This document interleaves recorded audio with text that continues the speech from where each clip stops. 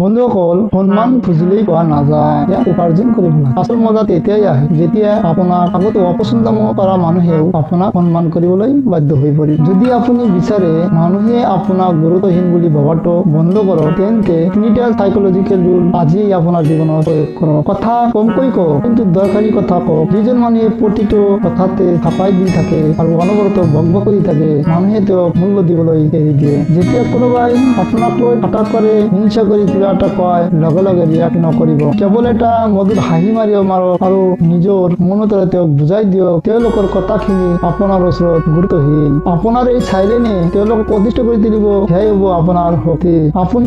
আপুনি নিজৰ কামৰ কথা কবলৈ দিয়ক। হিংসা কৰা মানুহে সদায় আপোনাৰ সুদ বিচাৰি ফুৰে। তেওঁলোকক মুখৰে নহয়, নিজৰ সফলতাৰে উত্তৰ দিয়ক। যেতিয়া আপুনি মনে মনে কষ্ট কৰি এটা স্থান পাব যিটো তেওঁলোকক কেৱল কল্পনা কৰিব পাৰে, তেতিয়া তেওঁলোকৰ ঘৃণাৰ পৰা সন্মান সলনি হবলৈ বাধ্য হ'ব। মনত ৰাখিব, মানুহে আপোনাৰ কথাৰ নহয়, আপোনাৰ কৰ্মৰহে মূল্য দিয়ে।